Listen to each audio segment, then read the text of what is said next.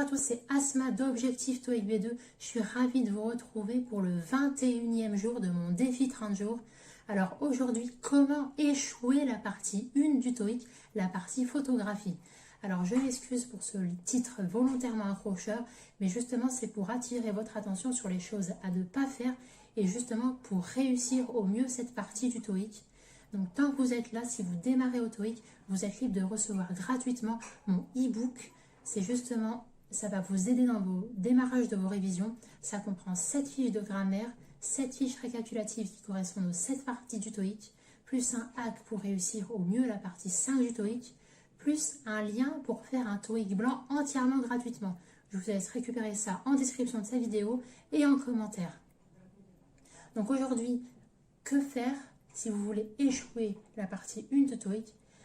Premièrement, ne pas s'y prendre suffisamment à l'avance pour s'immerger dans l'anglais.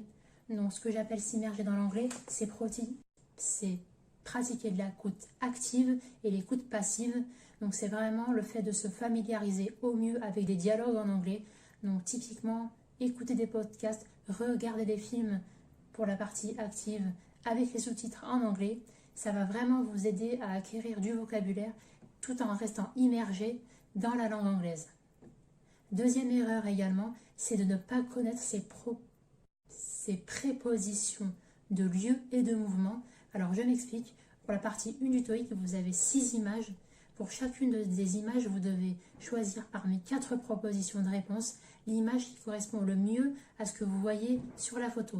Donc en général, la photo elle est prise à un instant T, il y a un objet ou un humain qui réalise une action ou qui est dans une certaine situation. Et justement, le fait de connaître les prépositions de lieu et de mouvement peut vous aider à choisir au mieux la réponse. Alors, troisième erreur également qui garantit un échec pour cette partie, c'est de ne pas faire suffisamment de TOEIC blanc. Donc ça, c'est vraiment un conseil à toutes les parties du TOEIC. Il faut vraiment s'entraîner au maximum et surtout sur le long terme. Je m'explique. Il faut vraiment avoir une stratégie de révision TOEIC. Il faut éviter le bachotage de dernière minute. Je ne dis pas que ça ne marche pas, mais les résultats sont moins garantis que si vous vous prenez à l'avance. Donc maintenant, c'est à vous de me dire en commentaire quelles sont vos lacunes concernant la partie 1 et la partie photographie. Et justement, j'y répondrai avec un conseil pratique et concret à mettre en application pour surmonter cet obstacle et pour vous aider à réussir au mieux cette partie.